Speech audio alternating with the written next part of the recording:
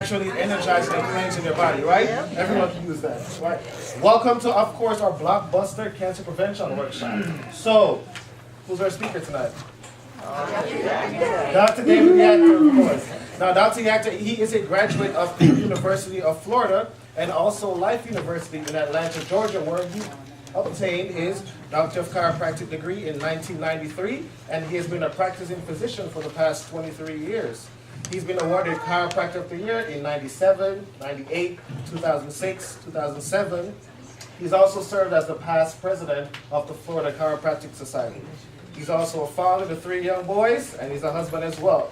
So guys, without further ado, everybody come on, get up and help me welcome Dr. David Yachter.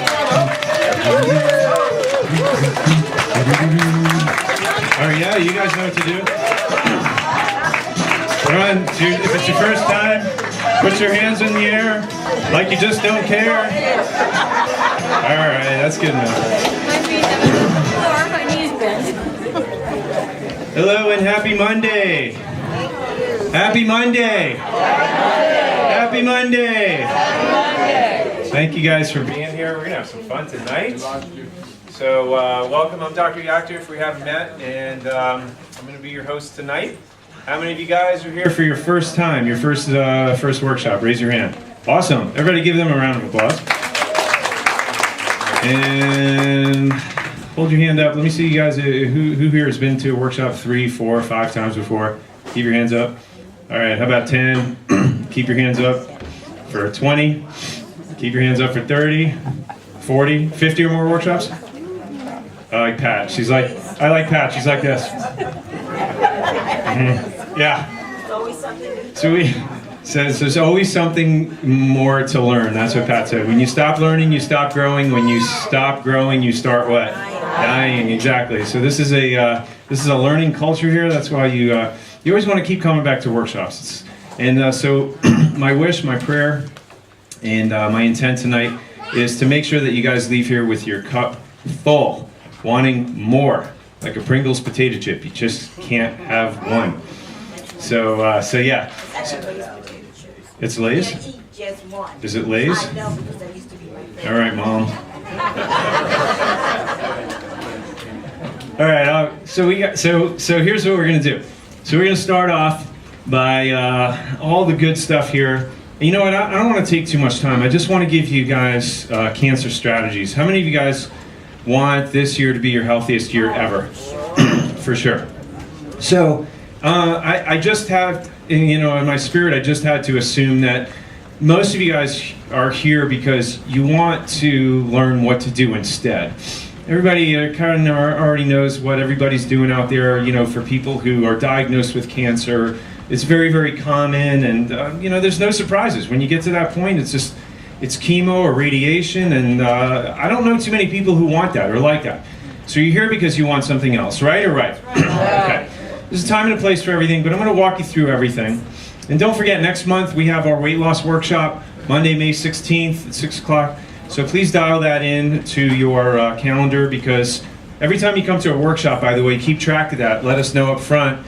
And it's kind of like one of those Subway free sandwich cards. If you come to 6 or more, you get a discount off your wellness plan. So for those of you guys who are under chiropractic care and you just started, once we correct your spine, what's more important than correcting your spine? Maintaining it. How long are you supposed to maintain a healthy spine and nerve system for? For the rest of your life. Yeah, so obviously we want to incentivize you guys. The more you come to the workshops, the more you learn, the more you grow, the easier it is to keep your health on autopilot. And that makes it easy for us, and we like to pass that savings on to you. So there you go. That's next month. And it's going to be a lot of fun also. Eye-opening cancer facts. Every 2.5 seconds, someone is diagnosed with cancer. Every 2.5 seconds. Is that insane? Yes. Every 2.5 seconds. Every 4 seconds, a life is taken by the disease. And in the 1940s, 1 in 16 people died from cancer.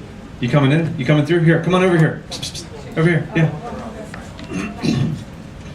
Welcome, welcome. So, I love the people who sit in the front row, by the way. Oh, okay. So you just made my love list. So in the 1940s, 1 out of 16 people developed cancer. In the 1970s, it was 1 in 10. Guess what it is today? 1 in 3. Actually, it's 1 in 2 men, 1 in 3 women. So it's on average. So it is eye-opening. It's eye-popping. It's very disturbing if you stop and think about it. Statistically speaking, who do you think spends the most on healthcare in the world? The United States. Who do you think has more cancer than any other country in the world? The United States. Who do you think's consuming more prescription drugs than any other country? The United States. So clearly, we are not getting a very good return on investment. In fact, we ranked in overall health 37 out of all the World Health Organization ranked all these industrialized nations. I guess that means they have cable television or satellite TV. And there were only 2 countries. I mean, literally, we were 37 out of 39 countries. We were like right at the bottom in terms of overall health performance. So we got a long way to go. And the problem is that we live here, we can't see the forest for the trees. Tonight we're going to uncover some of that, and I really, truly believe that it's going to make all the sense in the world. And when you walk out of here, you're not going to leave the same person that you walked in. I can promise you that. So when we talk about cancer and treatment of cancer, you got to realize it's kind of like an iceberg. The tip of the iceberg is nothing compared to what lies below the surface, right? So if you guys understand that concept, then you know that by the time they diagnose cancer, it's been building and growing and developing for, usually well over a decade. Sometimes, between 10 and 20 years before they diagnose it with a mammogram or a prostate exam or any sort of medical test. And when they find it, basically, what are they finding it? They're finding everything above the surface. And meanwhile, all these years, you've weakened your immune system, being under stress, not exercising, polluting your body, nutritional deficiency, neurological deficiency, and that's all below the surface. And it's all asymptomatic, which means you don't feel it. You're going through life, you don't have any symptoms, and you think you're getting away with it, robbing Peter to pay Paul, but you're not. Because eventually, at some point, you have enough damaged cells that accumulate that there's finally something diagnosable. And by that time, usually, unfortunately, it's what? Too late. It's too late. Repeated throughout the workshop tonight, you're going to see this image as I make application with certain points, which is going to be asking you, are we treating the effect or correcting the cause? The cause, the source, and the root of all cancer is a compromised immune system. Compromised immune system. And that gets back to the cause. Conventional treatments do not correct the cause, they only treat the what? The symptoms and the effects above the surface. And if you just do that, and you don't correct the cause, after you use chemotherapy or radiation, you don't correct the cause, and you leave your immune system even more compromised than what generally is more than likely going to happen with that cancer. It what? It reappears, it comes back. And we see that time and time again. And in fact, using some conventional therapies like radiation, it comes back even more aggressively. And so we're going to go through some of that also. Cancer-causing drugs. What is weakening your immune system here? If you're a woman and you're taking 1 ibuprofen a day for 5 years or more, you've increased your risk of breast cancer by 50%. From the National Journal of Cancer Research, more than a decade ago. If you're taking an aspirin a day, how many of you guys heard taking aspirin a day keeps the doctor away, right? Well, turns out that it'll increase your risk of breast cancer by 80%. Okay? Antibiotic use. How many of you guys know that when you take antibiotics, it actually weakens your immune system? Somehow everybody always gets the answer to that correct. But when you're in fear and you're standing in front of the doctor and they tell you have an upper respiratory infection or this infection and that infection, you have 2 chances. Take the antibiotic or what? Cough it out. Well, I mean, I thought somebody was going to say die, because that's really the only reason why you would, take the antibiotic. You're more afraid of not taking the antibiotic than taking the antibiotic and giving your body a chance to work it out. But that's a whole nother chapter. The research, the literature shows, again, this is medical literature, that the people who historically have taken more and more prescriptions of antibiotics have the highest risk of cancer.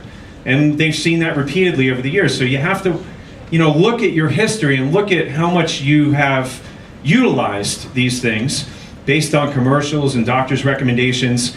And then you have an equation in terms of the predisposal at which you're putting your body to, becoming diagnosed with cancer. So certainly, the more you prescribe to conventional medical opinions, pharmaceutical influence, commercials, drug commercials, doctors' recommendations, medical recommendations, the more of this that you have, again, you're weakening the constitution of your immune system, increasing the likelihood of cancer, which again may take 10 or 20 years before it's diagnosed, but you're well on your way. Long-term usage of statin drugs, cholesterol medications, actually increase your risk of cancer between 83 and 143%. Again, another medical journal, another medical publication showing that prescription cholesterol medications actually increase your risk of cancer. You actually double your risk of cancer if you're taking cholesterol medications. Now, I'm wondering how many people in this room are on cholesterol medications because the doctor tells us to take them, because if you don't take the cholesterol medications, then what could happen? You could somebody got the right one. Could die. Somebody got it right there. No. So they say you have to take cholesterol medications, otherwise you get a heart attack, right? And really there's no medical evidence of that. There's no medical literature that's ever proven that. So I don't tell you to stop taking your medications. I'm not really supposed to do that. But I can tell you if I was taking cholesterol medications and I actually sat down and I did my research and I had no evidence to support the fact that the cholesterol drugs were going to prevent a heart attack, and in fact the evidence emerging now is showing that people who take cholesterol medications actually have increased frequency of heart attacks because it actually causes the hardening of the arteries. It accelerates the hardening of the arteries because it strips your body of a vital vitamin K to prevent clotting. I would be off that stuff so fast it would make your head spin without any risk to having any sort of side effect or heart attack. That's just me. And again, everything I'm telling you, I'm not shooting from the hip. You can find this in any of your medical doctor's journals. Go online and reference this stuff if you feel so inclined. Radiation side effects, heart problems, or what is radiation? When I think of radiation, I think of Nagasaki, Hiroshima. I went on Google Images and I looked at radiation. I looked up the word radiation. I looked up Hiroshima, and what do you think I saw? Hiroshima. Big mushroom cloud. And you know what? Guess what? The radiation that was liberated there is no different than the radiation that they're putting in your body. It's just targeted and pinpointed. Radiation is radiation. What does radiation do to people? A lot of damage. Yeah. I mean, so how could we think that we're not going to have side effects from that? And the reality is that it's well known. It weakens your immune system, lowers your white blood cell count, lung problems, skin problems, anemia, infertility, baldness, just to name a few, vision loss. Now this is interesting. From UCLA, they found that radiotherapy wavelengths were only recently found to transform breast cancer cells into highly malignant cancer stem cells. 30 times higher malignancy post-treatment. That was after the radiation. So they know, they've already found this in medical facilities, that's why a lot of these cancers come back with a vengeance after conventional medical treatment. So that, in my mind, I'm always thinking that, there's got to be a better way. If something's not typically working out consistently, predictably, favorably, I would not want to look at these odds if I had to make that decision. Would you? No, we want to look at what are all the options and which one looks best, depending on the type of cancer you have. Which is worse, the cancer or the treatment? Because again, when you're getting radiation or chemotherapy, what are you treating? What are you targeting? The symptom, the effect, doing nothing to correct the cause. The strengthening of the immune system is what drives cancer from the body.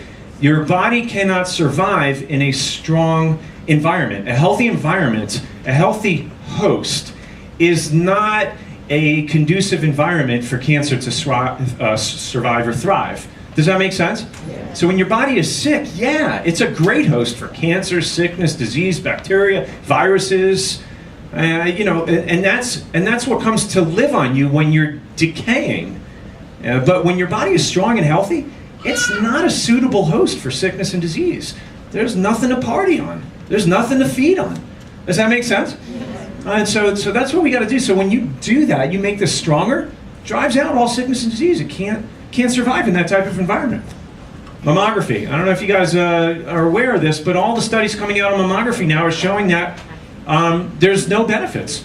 There was a study, huge study done the year before last. Huge study, thousands of women found no benefits, no life saved from all the mammographies that were done. So you have to be aware of this. Not only that, I mean, the radiation from a mammography is 200 times more than a regular chest x-ray. Did you know that? Yeah. So, I mean, enough radiation will give you cancer instead of preventing it. It's supposed to be preventing it. But then again, when you do a mammography, does that do anything to prevent cancer cells? No, it only detects them when? After, exactly. So tests don't really prevent cancer, do they? They only catch them when. So, you know, if you're not changing your lifestyle, if you're going out and you're eating all your meals through a drive-through window, consuming lots of sugar, you're under a lot of stress, and you're just completely trashing your lifestyle, you know, what good does a mammogram or a prostate exam do? At that point, you know you're in for it. It's only a matter of what? Time. It's only a matter of time. Yeah. So we got to work on that cause. We got to work on what's below the surface. Can't rob from Peter to pay Paul. I'm going to say it again and again. Prostate cancer. Does that guy look like he's having fun? He's in shock. I would be looking the same way if that was me. I got news for you. So how many of you guys know somebody who's had a PSA test and came back with unfavorable results? And it scares the wits out of you. Like, oh my God, my PSA is 0.76, blah blah. It's all over the place. You know, it's like, and then you start scurrying. You know, like mice and rats when the lights go on, cockroaches when the lights go on. And you don't know which doctor to go to and which treatment. And the reality is that PSA test doesn't mean squat. Okay. Elevated PSA does not mean that you have cancer. You could have a low PSA or a PSA in normal range and have prostate cancer. So the man who actually created the prostate test, Dr. Ablin, he said the PSA, this is him in quotes, PSA testing can't detect what? Prostate cancer. More importantly, it can't distinguish between the two types of cancers, the ones that'll kill you and the ones that won't. And so there's a lot of, so if you have an elevated PSA, what causes that? What causes elevated PSA? Infections can cause that, ibuprofen.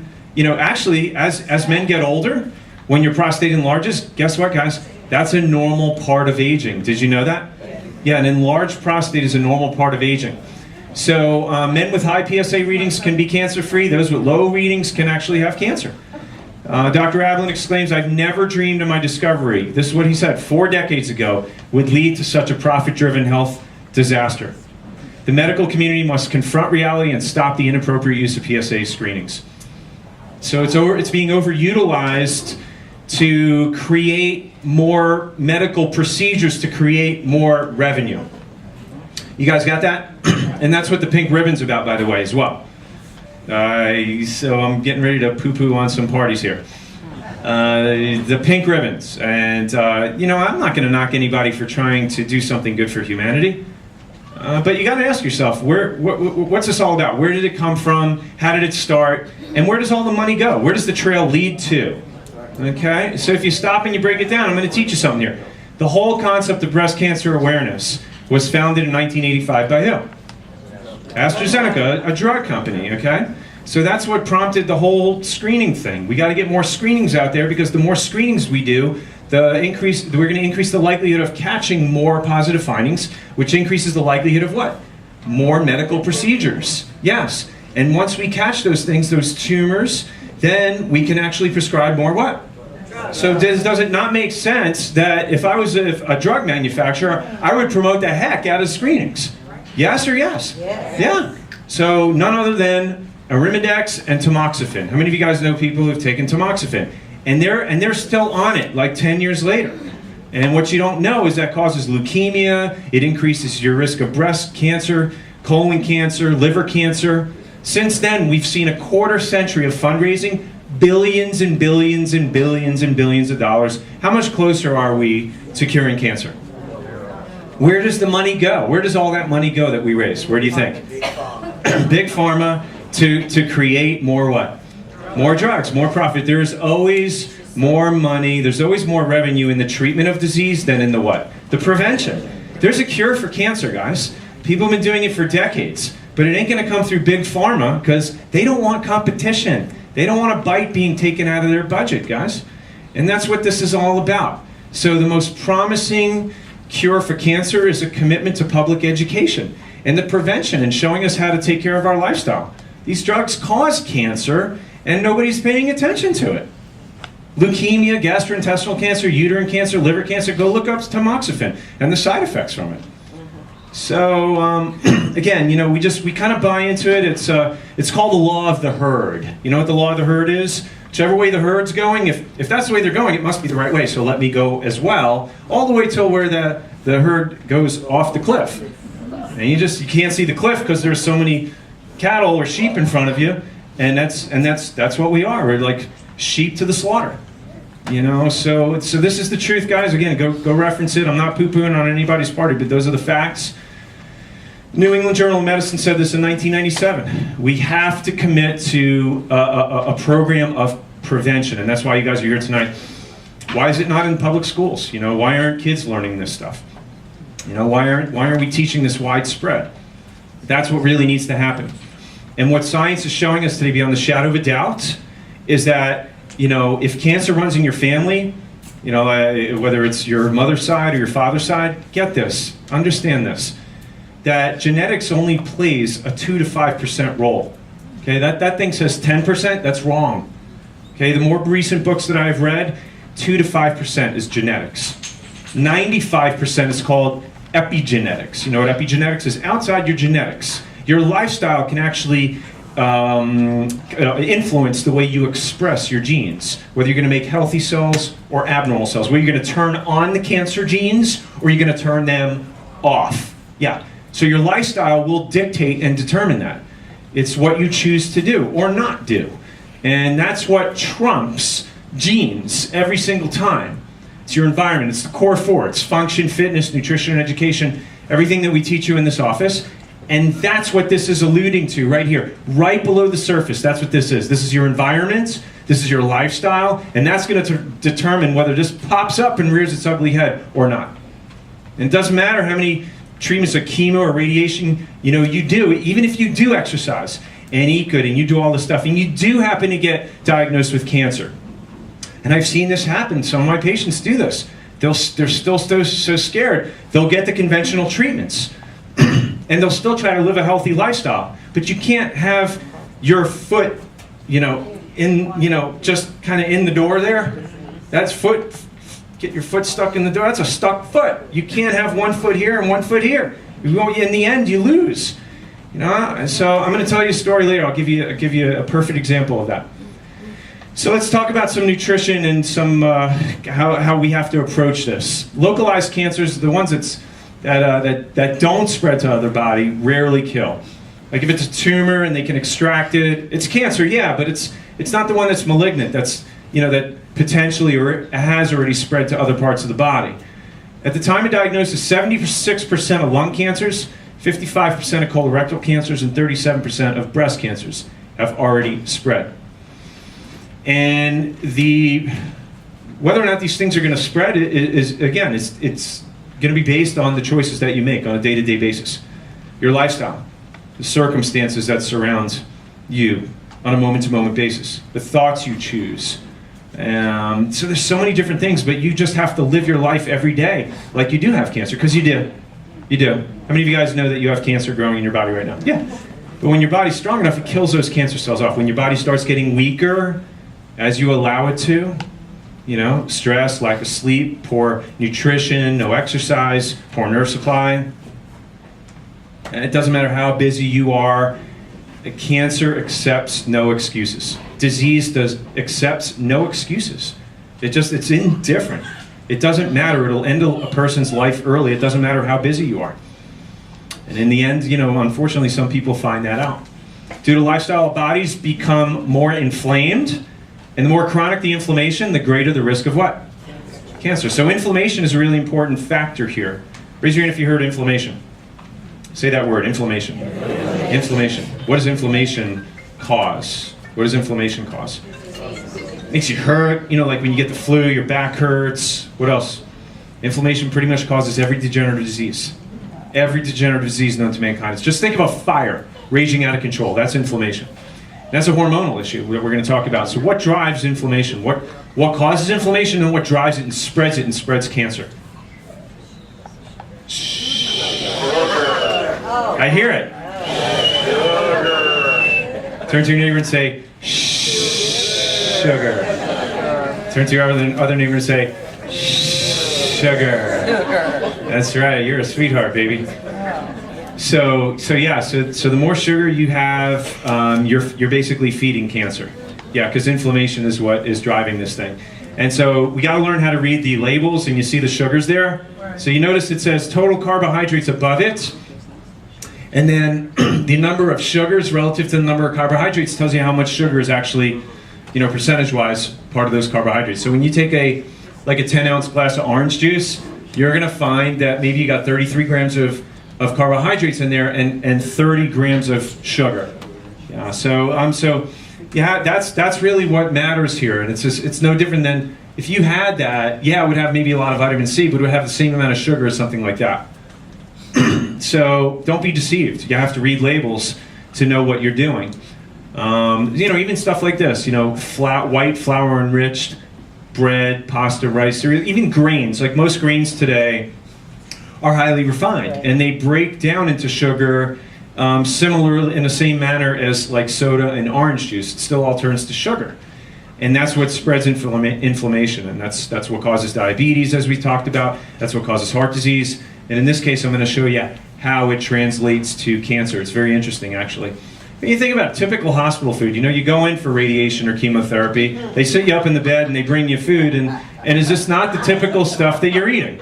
Yeah, when you go to the hospital, or you go to the doctor's office, a child to get immunized, you'll go and get your flu shot, and they give you a bowl of ice cream, right?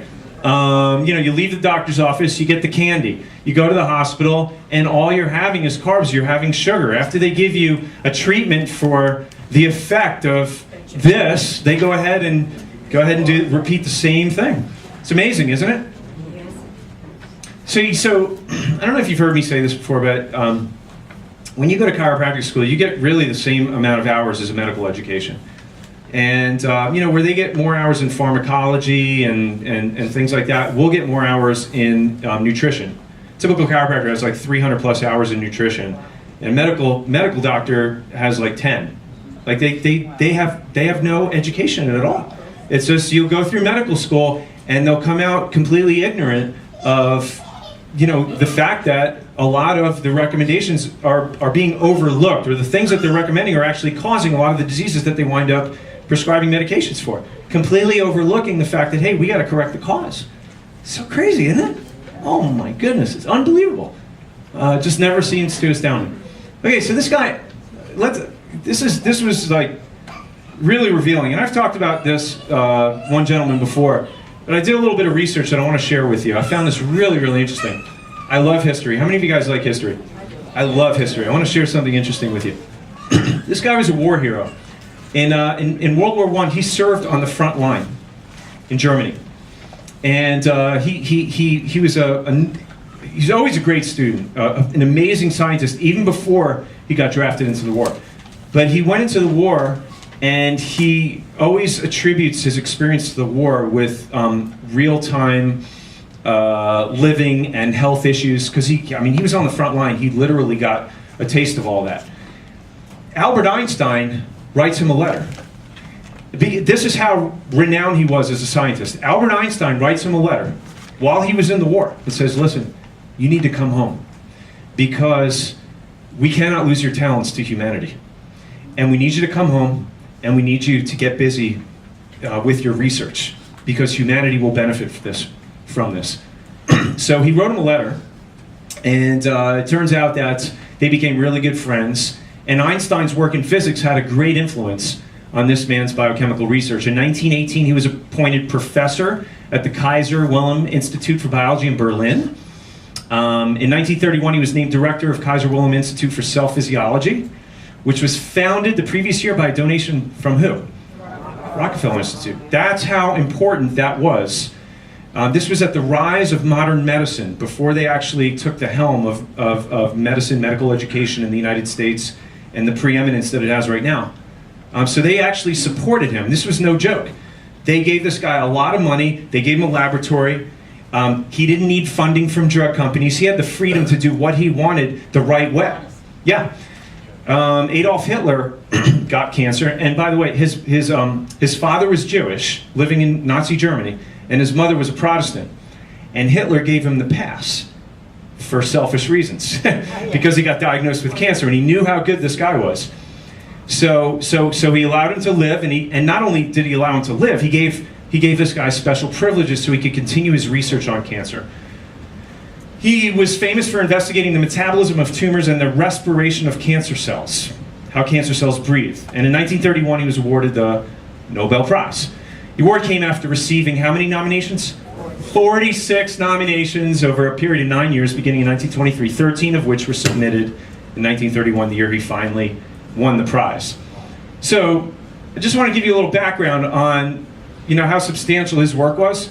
And this was 85 years ago, and science today is now validating and really just catching up to his work, which I'm gonna show you in a minute. So what he said, basically, and this is a picture of a mitochondria. So inside the cell, if you can remember from biology, how many of you guys remember the word mitochondria? It's the powerhouse. It's the powerhouse. So the mitochondria is where that's this is where all the energy in your body comes from. So basically, through on the surface of the cell, you have a cell membrane. The cell membrane is permeable, and all the good stuff has to come in, like oxygen and nutrients, and then all the toxins have to be excreted. And so what he observed in these cells, the cancer cells, was that they were no longer using oxygen for their energy. These cells, he found that they started using cancer cells use a different source of energy other than oxygen, unlike any other cell in the body. And this was paramount. This was historic. This was pivotal. In quote, he said, "Cancer, above all other diseases, has countless secondary causes, but there is what? Only one prime cause." Summarized in a few words, the prime cause of cancer is the replacement of the respiration of oxygen in the normal body cells by a what? Fermentation of sugar. Exactly, fermentation of sugar. So we know that fermentation from sugar is definitely a source of fuel, and what drives that is having a diet high in sugar, typical American diet. So I got this from Wikipedia. I was looking this up, and I came across this, and I said, you know what, this makes total sense. Today, mutations in oncology and tumor suppression genes are thought to be responsible for malignant transformation. So what they're doing in the world of oncology and pharmacology is they're looking at the cancer genes, like Angelina Jolie had her breast removed because they found that she had this specific cancer gene and she was predisposed to it. And so they're putting all this research into that, and after doing my research on the validity of that, you know what it's like? Throwing darts. There is very little predictability in oncology where it predicts whether or not genes will express themselves and turn into cancer. But yet this is the accepted norm today, and it's accepted today as the cause of cancer. And unfortunately, that's what Wikipedia said, that the metabolic changes are considered the result of the mutations rather than the cause.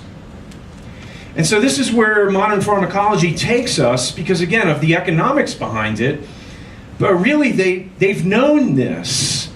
They've known about fermentation and sugar, and that sugar drives cancer for a long time, and they're starting to do these independent studies, but there is so much momentum from Big Pharma, it's not getting out there fast enough. Now there are plenty of places like in New Mexico and Spain that you can go to and have your cancer cured, reversed. I have colleagues that had stage 4 cancer, came back with clean blood after 2-3 weeks. There's a gentleman in our church who did the same exact thing a year ago. Came back clean, verified by their medical doctors who wanted to know what they did. Okay? So this has been around for a while. Unfortunately, you got to realize that just because it's not on the 6 o'clock news doesn't mean that it's not true. This we did find on CBS, so I want to share this with you. You limit your sugar, you decrease your chances of developing cancer. Absolutely. Cantley, a Harvard professor and the head of the Beth Israel Deaconess Cancer Center, says when we eat or drink sugar, it causes a sudden spike in the hormone insulin. which can serve as a catalyst to fuel certain types of cancers. What we're beginning to learn is that insulin can cause adverse effects in various tissues. And of particular concern is cancer. Why? Nearly a third of some common cancers, including breast and colon cancers, has something called insulin receptors on their surface. Insulin binds to these receptors and signals the tumor to start consuming glucose. So this is your body. Every cell in our body needs glucose to survive. But the trouble is, these cancer cells also use it to grow. So if you happen to have a tumor that has insulin receptors on it, then it will get stimulated to take up the glucose that's in the bloodstream. So rather than going into the fat or the muscle, the glucose now goes into the tumor, and the tumor uses it to grow. So you've just seen that tumor turn blue, which is essentially reflective of the glucose going into it. That's right. So these cancers, much in the same way that muscle will say, hey, I'd like some of that glucose. The fat says, I would like some of that glucose. The cancers have learned how to do this themselves as well? Yes, so they have evolved the ability to hijack that flow of glucose that's going by in the bloodstream into the tumor itself. So the question is, why do the cancer cells hijack the sugar? Because the cells are no longer able to use oxygen as a source of fuel, right? So now it has to use fermentation. Once it becomes cancerous because your body's so toxic, the immune system's weak, now your body's making cancer cells because it can't use the oxygen properly, right? So it converts now to the reserve power, which is fermentation.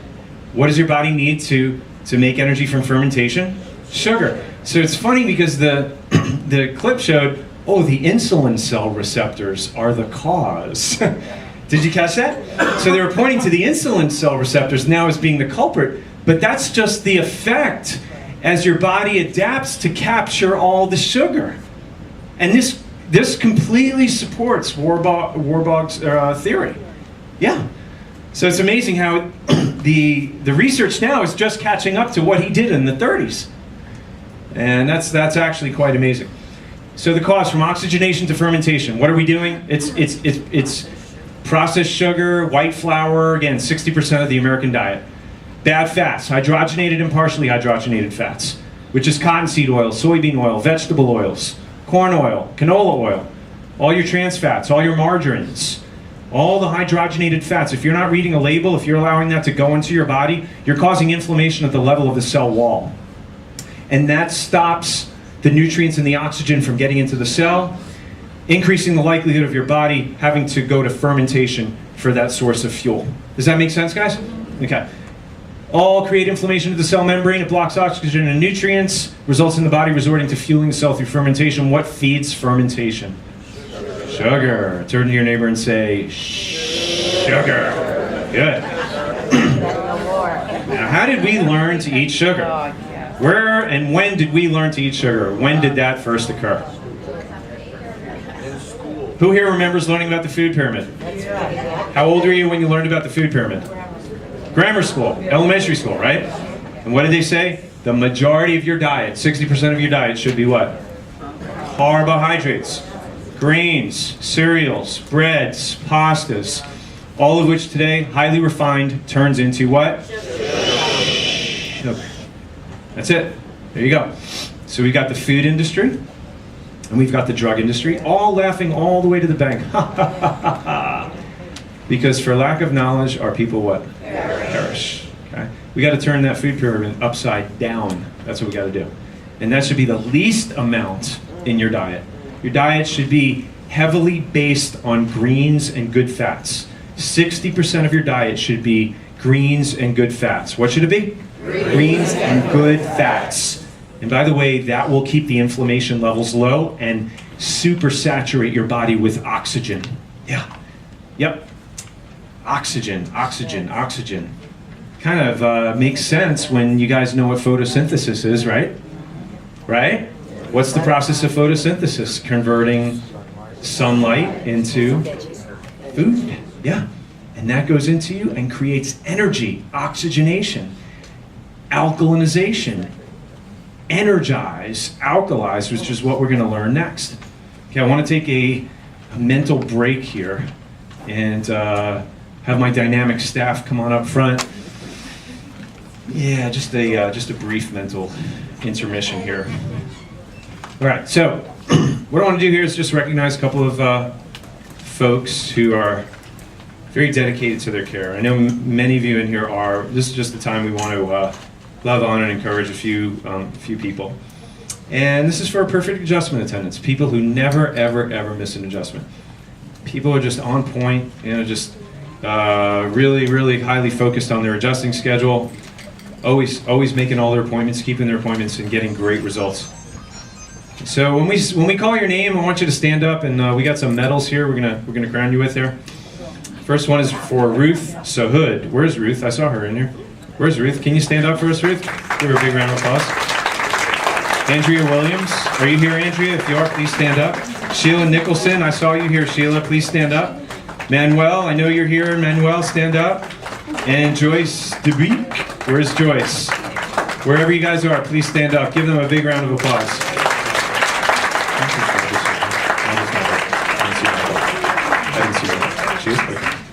Okay, so we have another great one here. Oh, there you are. There you are. Yeah, I love those glasses. All right, so this one, so Deborah gets to do her Vanna White impression. Okay.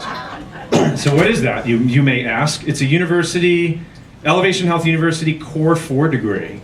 This is for someone who's been to 6 or more workshops, and that goes to none other than our beloved Melba Roper. Stand up, Melba. Everybody give Melba a big round of applause. You are awesome, Melba. She's a fighter, a winner, born a champ. Never lost a fight in her life. You should see her, man. She's got a wicked right hook. Woo! All right. So what we're going to do right now is stand up and turn and face the person to your right. And this is where we take the load off, because the mind can only absorb what the seat can endure. Put your hands on the shoulders of the person in front of you. And we are going to squeeze. Get all that stress out. Squeeze. Squeeze them. Don't kill them. Love your neighbor. Get that stress out. All right, so let's do a karate chop. Nice. Karate chiropractic. Good job. All right, you guys are doing fantastic. All right, turn around and love your other neighbor. Oh my gosh.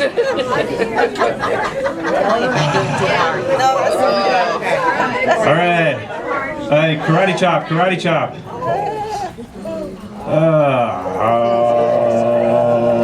Whew. That's good, that's good. Give yourselves a round of applause.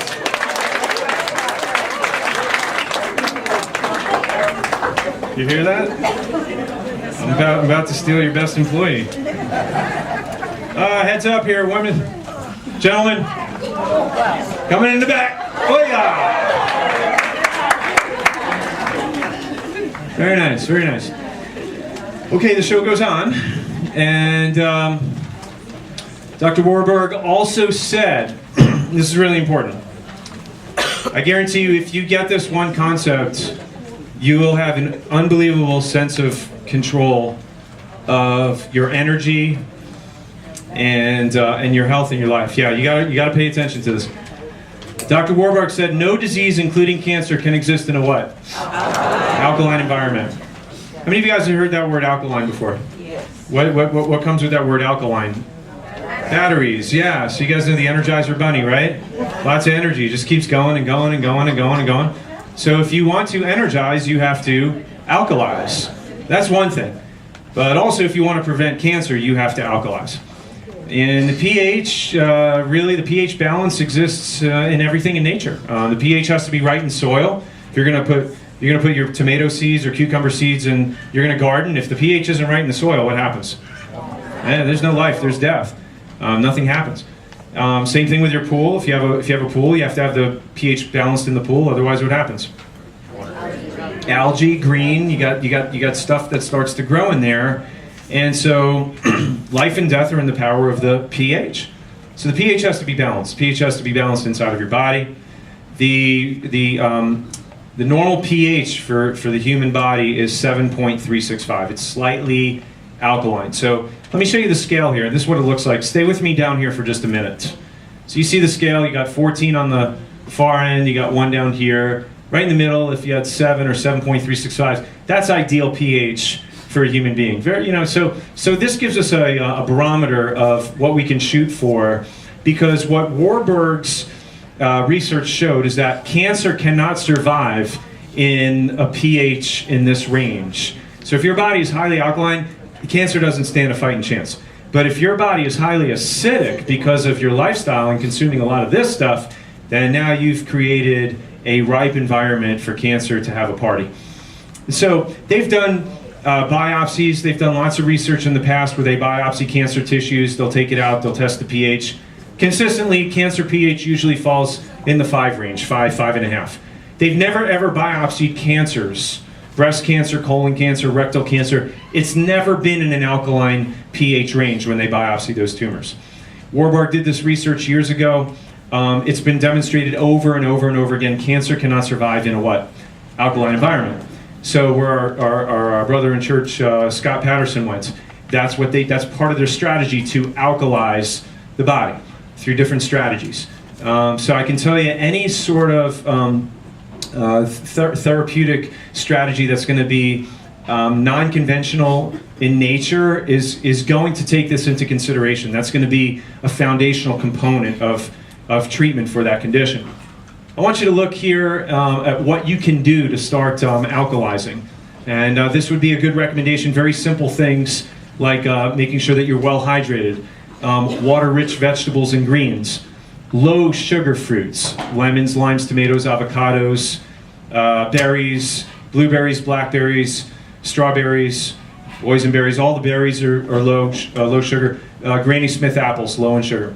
So these are all relatively alkaline. When you go out to dinner or in your house, if you're having water, squeeze some lemon in your water, it alkalizes it. Limes, same thing. Omega-3 fats are alkaline, generally speaking, olive oil, fish oil, flax oil. Green and white teas. Teas are generally alkaline, most of them. Green and white teas, not Lipton, not the dark teas. Those are going to be slightly more acidic. And then you have your alkaline foods here. Celery, cucumbers, kale, broccoli, peppers, avocados. So generally speaking, the greener the better. And if you are eating in this manner, then your bloodstream should look like that. The cells should be round, well-defined, kind of spread apart, repelling each other because they have the proper electrical charge, and complete perfect performance in their capacity to absorb oxygen and nutrients. And that's really important that the blood in the serum has that type of environment. In an alkaline environment, that's how cells have proper respiration. Are you guys with me so far? Say yes. Yeah. Okay. So when you're eating a diet and lifestyle which is high in this stuff here, which is the typical American lifestyle, with all the cancer that we have, tell me that most people don't have this stuff. Lots of it. Guess what alcohol is? Fermented. Hello? For alcohol, vinegar, fermented. So you're just pouring gas on the fire. You can't have that stuff when you have cancer. Not only that, what does alcohol do to your immune system? It suppresses it. So I'm not saying you can't have this stuff. I'm just saying if you're a cancer patient, that's the last thing that I'd be putting in my body. You got caffeine. Then you have the artificial sweeteners, which is, literally a guarantee for cancer. It causes cancer in laboratory animals. Why wouldn't it cause cancer in us? That's worse than sugar. Splenda, Sweet and Low, all the blue, yellow, the pink packets. They should have a skull and crossbones on that. That's worse than sugar. Yeah, it actually turns to formaldehyde when it hits your bloodstream. That's if you guys didn't know that. Yeah, biochemically, that's what happens. So the more of this that you have, sugar, refined carbs, salt, vinegar, alcohol, caffeine, nicotine, dairy, meat, soft drinks, white prescription over-the-counter drugs, same thing. The more of this that you have, look what it does to your bloodstream. Look at the difference in the bloodstream there compared to there. What do you see happening here? They're sticking together, yeah. Because in an acidic medium, acid tends to break things down. If you've poured acid on a marble floor, you've seen what it can do, right? It does a lot of damage. Acid internally is no different than what happens to acid externally. It eats through the cells. It disrupts and destroys the integrity of the cell walls. And what happens is the fermentation process causes the cells to start clumping and sticking together. Now, when that happens, do they move more quickly or more slowly through the bloodstream?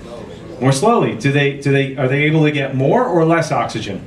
And when they get less oxygen, guess what they turn to? Fermentation, sugar, and it just continues to breed the cycle, and this is what's fueling the fire.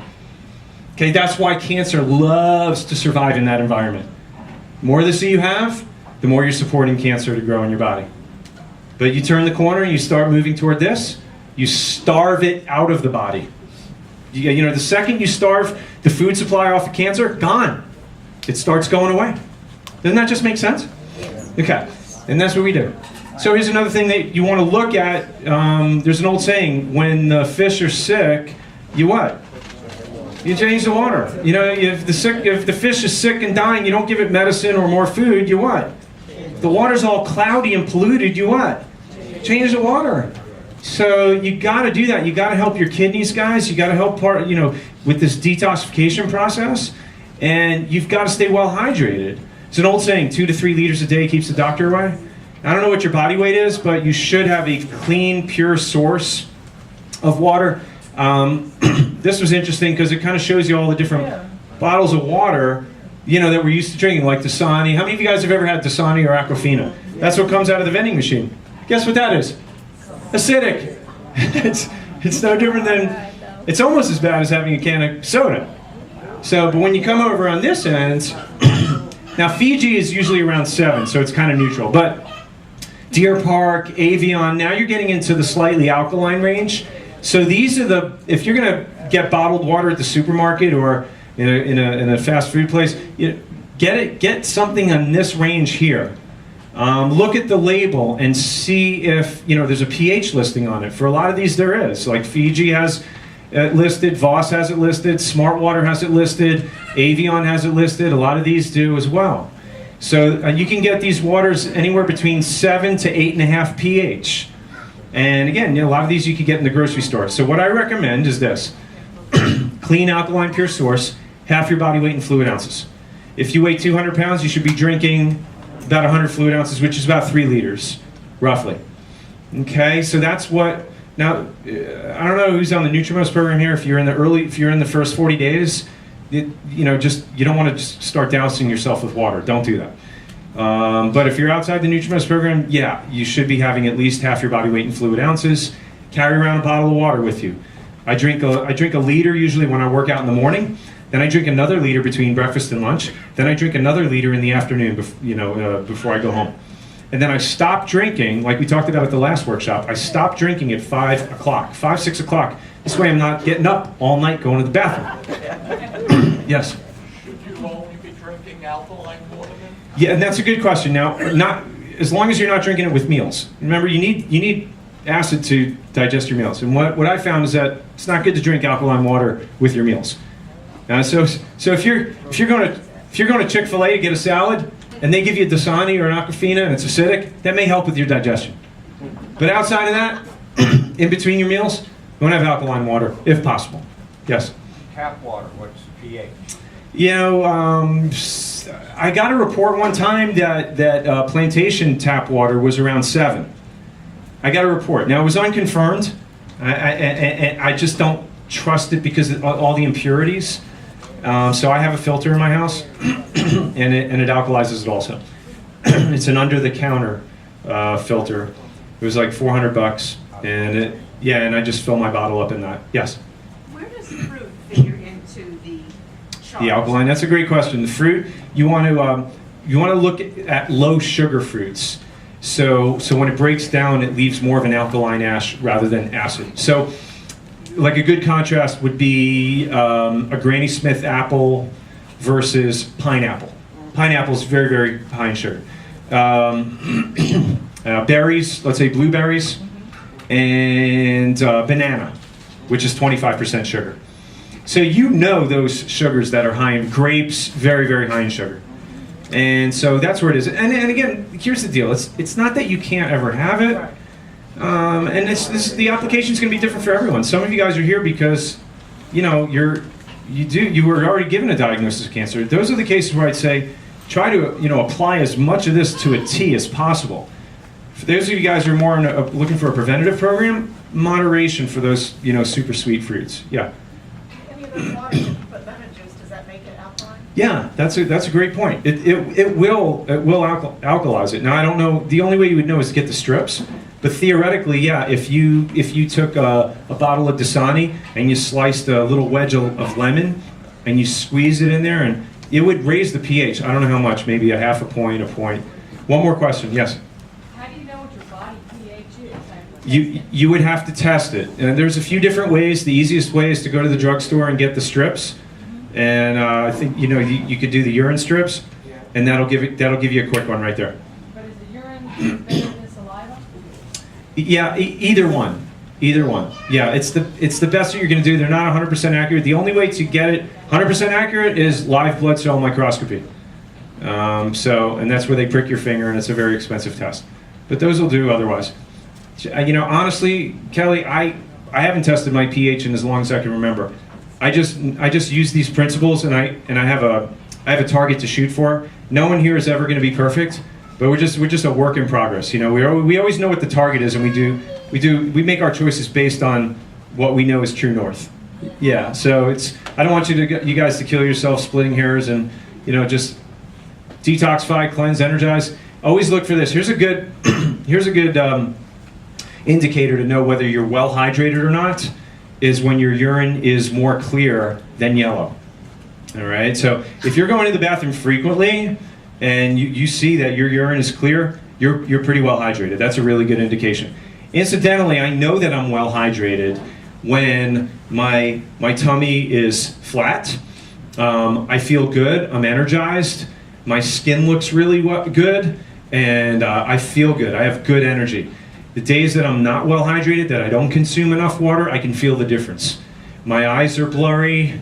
Like one eye gets blurry, and I'll know. Like if I wake up in the morning and I have blurred vision in one eye, I'll know. Like the day before, I didn't have enough water. Did you know that? Yep. So little stuff like that. If you're dehydrated, you can't do basic math. So you should really look at this. I'm not that good at math anyway, but. I can drink all night. Hey, I'm with you. But so honestly, guys, I would challenge everyone in this room to this: get yourself a liter bottle and carry it around with you, and drink at least 2 or 3 of those, and do it and see the difference.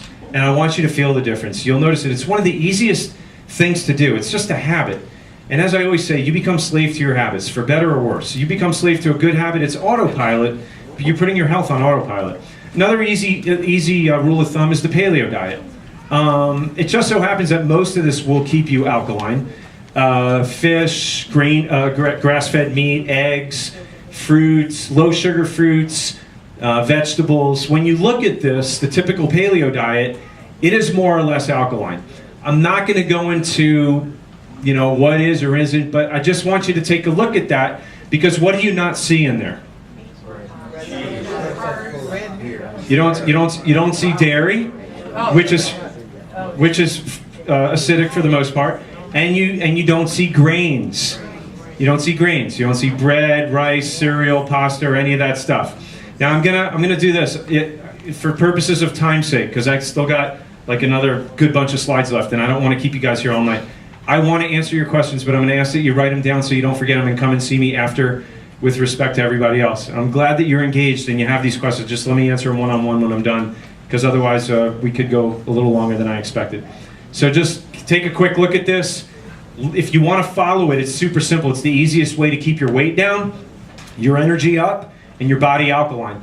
Go look it up online. Go to Amazon, get a book, Basic Paleo Diet for Beginners. Super simple, super easy, can't go wrong with that, and I follow that pretty well. Cancer killers replace bad fats with good fats, extra virgin olive oil, right? Coconut oil, almonds, avocados, walnuts, butter, fatty fish. Okay, these are all good fats, and most of them that you see up there are going to be anti-inflammatory in nature, which is going to be anti-cancer. It's going to be cancer killing. So you want to get rid of all the bad fats, which are the hydrogenated oils, the trans fats, all that stuff. Read the label before you let it go into your body. And then make sure you get a good bunch of this in you all day long. You should have these good fats for breakfast, lunch, dinner. And if you need help with getting it in there, we can help you. Here's one of the ways. This is what I do in the morning. I don't put anything in my body in the morning which is going to elevate insulin and throw my energy off or throw sugar into my body. So I have this after I work out, and it's a protein source. It's a protein shake, but it's non-allergenic. It's made from pea and rice protein, and there's no carbohydrates in it. It's just all protein. And then you have a full spectrum of multivitamin, and then you have a high level of antioxidants in there for cancer protection, and also it supports your liver. There's a detox, phase 2 liver detox support. And this is really important. I didn't spend a whole lot of time tonight talking about detox, but you got to understand, if you've got junk going in, those toxins your body does not know what to do with. They wreak havoc on the cells. And you have toxins that are outside the cells that are trying to get in, and they stay on the surface of the cells causing inflammation and block the oxygen and the nutrients from going in. And then you have cellular excretion, which are also toxins which are trying to get out. And your body knows how to detox, does it not? Yes? And it's got detoxification pathways. It knows what to do. But you've got to make sure that you have the right nutritional supports. And there are certain constituents nutritionally, supplementally, that you must have to boost those detox pathways. That's why I have this every single morning.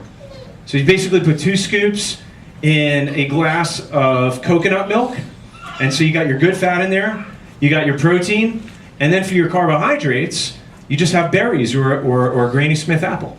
You know, raspberries, blueberries, strawberries. That's what I had this morning. Not only did I have the coconut milk with those good fats, but I also had like a tablespoon and a half of almond butter. More good fat. So probably in that sitting, I had a good 400 or 500 calories, and I would say at least a third of that was like good healthy fats. The majority of your calories, if you take in fat-wise, will keep you burning fat, by the way, if you didn't know that. So literally all day long, especially to get your body burning fat from the get-go, you got to get fat in, especially from breakfast. And believe me when I tell you, the longest lasting energy source that you'll ever put in your body is not carbohydrates, it's what? It's fat. When I ran the Disney Marathon a few years ago, it wasn't on pasta and pancakes. It was on water-soaked almonds and salmon. And I ran for 5 hours straight, didn't stop. 26 miles, I was in the office the next day. Highly anti-inflammatory. And it's good for your brain, it's good for your body, it's the best source of longest lasting energy. Make sure that you get good fats in for breakfast, and it'll help your body burn fat. That's why I always have the shake. Now, if you don't like chocolate, we have a different one. But, I mean, the shakes, I recommend everyone. It's like, literally, it's the breakfast of champions. It'll transform your life. You don't have to eat for like another 3 hours. Economically, it costs less than, eating anything else, to be honest with you. But the shakes are great. I'm going to go through with you also the supplements that I'm recommending, because the Meriva, right now, I mean, if you go out and look this online, the curcumin, that spice, turmeric, has more evidence-based literature on anti-inflammation than any other supplement or any other drug. So in particular, it's anti-metastatic. It helps prevent the spreading of cancer. It inhibits proliferation of tumor cells. It decreases inflammation. So it's not just good for preventing cancer specifically. It's good for your cholesterol, your blood sugar, your blood pressure. I take 2 of these every day. Anyway, just as a preventative. But that, as it concerns cancer, a very important part of our strategy. Q-Best. Q-Best, if you guys know, is important for cellular health. If you're a heart patient, hopefully your doctor already has you on this. However, the oil-based supplement that we have is up to 800% better absorbed than the ubiquinol, which is the particle-based. So for purposes of bioavailability, for not just getting it in your body, for your body to absorb it, the reason why we utilize Thorne supplements is because I've been to the laboratories. They don't use any binders or any fillers. So whatever you put in your body is going to get 100% absorbed. Can't say that of other supplements. Everything else out there, they use magnesium stearate, which is a binder. And so when that goes in your body can't absorb it, you wind up urinating it out. And so that's it's an important consideration. But when you're talking about cellular respiration, This has everything to do with cellular function and respiration, and this is supportive of that. That's why this is part of the supplement suite. The Crucera SGS, the components of this are antioxidant, anti-inflammatory, detoxification support, and neuroprotective, all of which is a great strategy for cancer prevention.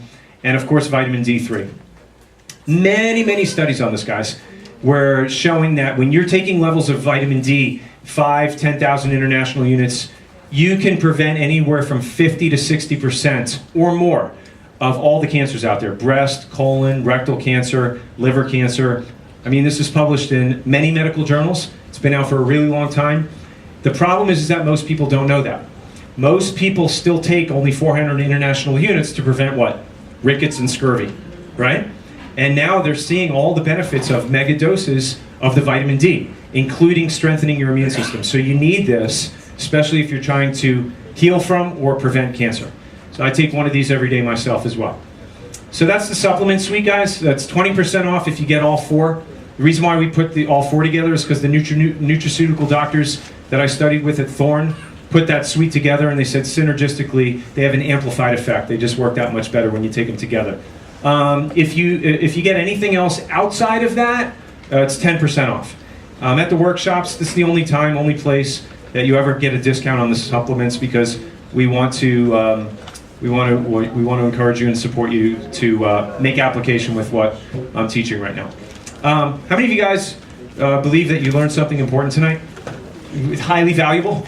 Okay. How many of you guys read reviews and base your buying decision based on the reviews that you read? I just did it last night with a book. I do it almost every day. And I can tell you that people read reviews about this office, and we have a very good reputation in the community, because my mission is to reach out, save, change, and transform as many families as possible through God's laws of love, health, and healing. And everything that you're learning right now gets your lifestyle in alignment with that. So what I ask you to do is this. If you would be kind enough to post a 5-star review on RateMD's, it's in your handout. If you do that, we'll give you a 25% off any supplement of your choice, a coupon there. And you could do that, or you could when you go home, go to our website, post your review on Google. And if you do that, again, you're not just helping yourself get a discount, but you're helping the public, you're helping our community, you're helping the people who are reading those, because they're going to be the ones who are inclined to come in here and have their lives changed. Yes? It's just a one-time, only once? No, you can do anytime you do it. Like if you do it after a workshop, if I give you the offer and you do it, take advantage of it. Yeah, absolutely. All right. So here's a question. I got a half a dozen slides to go through, and I want to get out of here literally in the next 5 minutes if it's possible. But please don't go anywhere, because even if you're a patient here, you're about to learn something important. My question is this: what happens when you give good food and supplements to a corpse? Why is that? What does a corpse not have that you and I have? Life. Okay. So life is what? It's nerve supply. The life expression is what animates you as a living being. So the question is, what coordinates the function of all organs and cells in your body? Your brain and your nervous system. Yeah. So nutrition and supplementation is all important, but if you don't have good nerve supply, it's like giving plant food to a plant and not watering it. Okay. So last clip I want to show you is some medical doctors commenting on the importance of your nervous system and cancer, and what happens when you lose control of that. 1 out of every 2 men and 1 out of every 3 women will be diagnosed with cancer. But despite those huge numbers, most individuals don't know what that really means.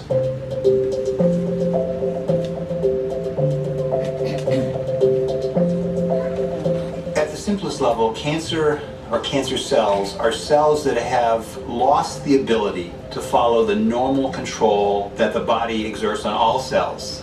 In our body, we have billions and billions of cells, and they have different functions. It's a very complicated process. Under incredibly phenomenal control, And if something goes wrong and that control is lost, then particular cells escape the normal control mechanisms and they continue to grow and they may spread. That's what we call cancer. So when there's a loss of control of those cells, you get cancer. So what's controlling the cells? What's controlling the genetic expression of those cells? Your brain and your spinal cord. The brain's sending the message out through the spinal cord, through all these nerves to all the different cells, organs, and tissues. From the University of Rochester School of Medicine, Dr. David Felton said that nerve fibers go into virtually every organ of the immune system. We found that if you took the what? If you took the nerve supply away from the spleen or the lymph nodes, you virtually stop the immune system in its tracks. Okay, so if you reduce nerve supply, you shut the immune system down. If you shut the immune system down, what have you now done to allow cancer? So you've allowed it to continue to spread, to grow. Every person has cancer cells in the body. Cancer cells don't show up in the standard test until they multiply to a few billion. When your immune system's weak, too much, that's when cancer cells multiply uncontrollably. So the question is, what's controlling your immune system? It's all under the control of the what? Of your nervous system, your neurological system, your brain, your spinal cord, and all the nerves. And if there's interference to that, your immune system isn't stronger, it's weaker. And if your immune system's weaker, you're increasing your risk of cancer. It's that simple, guys. You know, when I was in school, I learned about a study where they took AIDS patients and they took a control group and they adjusted them both, right here in this area, in the upper cervical spine. You can see the brainstem right there, and you see that yellow bone that wraps around and protects the brainstem. It's held together mostly by ligaments.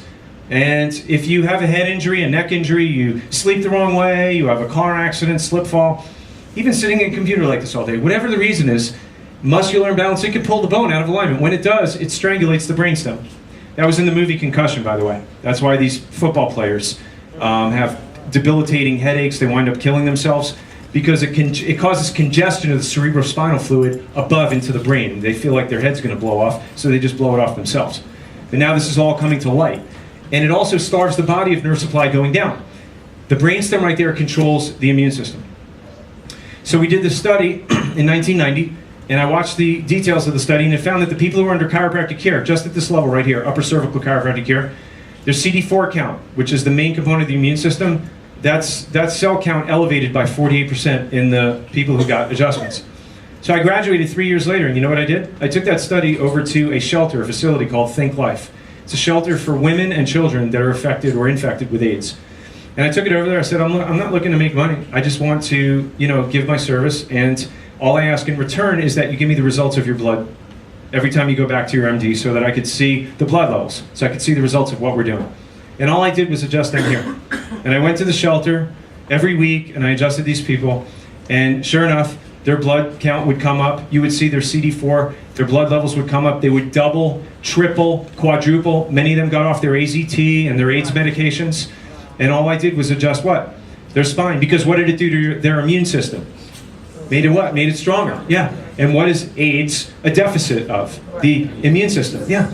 So the great thing about chiropractic is that, here's what I love about it. I don't take anything out of your body. I don't put anything into your body. I work with the amazing intelligence that God already put in your body. The greatest doctor already you had when you walked through the door in this office tonight. I don't do anything to improve upon that. All I do is find and remove the interference from what's stopping the perfection of that expression of what God created to be in the first place. And when there's interference to the expression of normal neurological function, there's distortion. And from there you have dysfunction, and then you have disease. But it's a process, kind of like the iceberg that I showed you as that builds up. And so the weight of a dime on a nerve root or the spinal cord can reduce the nerve impulses by how much? By 50% in just 3 minutes. So I don't care if you have symptoms or don't have symptoms. My job is very simple. Symptoms or no symptoms. I want to find out if there is the presence of subluxation, nerve interference. I want to find out, whether you have symptoms or not, if your nerve system is functioning at 100%. You could feel fine and have that spinal cord wrapped around and choking down on your brainstem. It's no different than I got you in a headlock and was choking you out on the mat. No different. May take a little bit longer, but it can cause a lot of different problems. Eventually you wind up with headaches, nervousness, trouble sleeping, head colds, dizziness, tiredness, forgetfulness, depression, and all these other things that people wake up with and they say, you know what, I'm tired of living. I'm going to take a bottle of pills and just kill myself. And you know what? Nobody ever checked them for this. One cause. That's all it is. Just one cause, one cure. It's how many people do you know with all these different sicknesses and diseases And the big question is, which drug do you know? Which prescription can actually correct the bone and put it back into its normal position? Nothing. It requires a spinal evaluation. And the most important one is before you have the sickness and disease, not after, because what I do is not a cure for disease. All I do is remove the interference and let the body heal itself. So the earlier you catch it, the better off that person is. They did studies in New York University Cancer Research Center. Dr. Ronald Pirro, he studied the immune systems of cancer patients, non-cancer patients, and non-cancer patients under chiropractic care for how long? 5 years or more. These were maintenance patients. They found that the chiropractic patients had 300% stronger immune systems. I not only saw this with the AIDS patients, but I've seen this with my cancer patients. And I've had cancer patients that, still were fearful of what would happen if they didn't take the chemotherapy. And you know what? I love them just the same. I always know that whether they take the drugs or the chemo or not, you're always better off with proper nerve supply. Yes or yes? Yes. Doesn't matter what disease you have, you're always better off with a clear nerve system because that's involved at the deepest, most fundamental level of your healing. So I had a patient named Peter, and this was probably back in 2003. And he was a patient for 5 years at that point. And, the weeks went by and he was telling me about this pain in his back, and I just kept adjusting him. And it got to the point where he's like, it's so bad, I got to go to the doctor, I got to get this checked out. The doctor took an x-ray, and they found in the x-ray he has stage 4 cancer in his lungs, and he had 2 vertebrae that were collapsed. So that's where his pain was coming from, but the cancer already spread to his lungs. So, he brought me the test results, and Peter's about the age of my dad. So he said to me, what would you do if I was your father? I said, Peter, if you were my dad, I'd be adjusting you every day. That's what I'd be doing. And I would not do the chemo because it's going to increase the likelihood that you're going to have more problems in the future. Give your body a chance to heal itself. We can do this, but I'm going to adjust you every single day. Whatever else you do after that is a bonus. Well, he chose to do the chemo. And I'm like, all right, just make sure you're still getting your adjustments. And he did. And the year went by, did his chemo, came out of it. Cancer was clear. He's doing good. 3 years later, what happens? Comes back. Fluid back in his lungs. Does the chemo. Still coming in 3 times a week. After like 5, 6, 7 years being a patient. Still doing it. And he's clear. Clears the cancer. 4 years later, what happens? Cancer came back again. And his lungs filled with fluid. And goes for the chemotherapy. And I asked him, I said, Doc, what is your oncologist's prognosis at this point? I mean, you've already had the cancer come back 3 times. And he said, honestly, my oncologist said I'm a living experiment. He said he's never had a patient go 7 years and not had the cancer kill him by this point. He's like, so you're living on borrowed time. So he's like, I know the adjustments are helping me, so I'm going to keep doing it. He got so bad that last time he wound up in the hospital, and you know what? He died. After 7 years, he died. And you know what he died from? If you read on his report, it wasn't from the cancer. It was from what? It was from the chemo. It was from the effects of the chemotherapy. Yeah. Yep. So guys, we're all living on borrowed time, by the way. We're all living on borrowed time. You don't have to wait till you get to that point. You live your life right now like it is like that. You start eating good, exercising, making sure that you're getting your adjustments. When you use chiropractic care correctly, you have a powerful, proactive plan for the rest of your life to prevent winding up in these critical situations. One last one. This was actually a real patient who he was extreme also, but I want you to listen to his words. Mr. Lawson, it's so great to have you here in the office, and I remember reading your testimonial on the radio a couple days ago. I told you it was just an amazing testimony. Just wanted you to tell the viewers exactly of your experience. I mean, you are a cancer survivor, multiple myeloma to be exact, and you came here because you didn't want the chemotherapy, which they told you was preventative. You've already had surgery. And you have shared some remarkable results after being under care now for about 8 weeks or so. And what have you noticed in terms of the blood tests or the medical testing that has done before care and now after? Okay, one of the main elements of the blood test is something that the doctors call high GG. I don't remember whatever it means. But when I came here, it was like about 4,000 and something, 4,000 plus. At that stage, I was scheduled to start chemo for the third time in about 2 weeks. But after about 2 weeks of chiropractic care, and I went and did my blood work, that 4,000 was reduced to 3,400. And I said, wow. So when my doctor called me, I said, Doc, I'm not ready yet. And so I continued the chiropractic care, and I've done another blood work since, and it dropped to 3,000. I'm doing another one in another 2 weeks, and how my body feels, I know it has gone down further. And so this has prevented me from not going back on the chemo, and it's just so exciting for me. That's great. It's because what you've learned is that God put an amazing healing power inside you, and power that made the body heals the body. We just got to find and remove the interference, and you're putting that application into play. Exactly. I'm convinced that the process of subluxation had caused this sickness on me, and so it's now being corrected.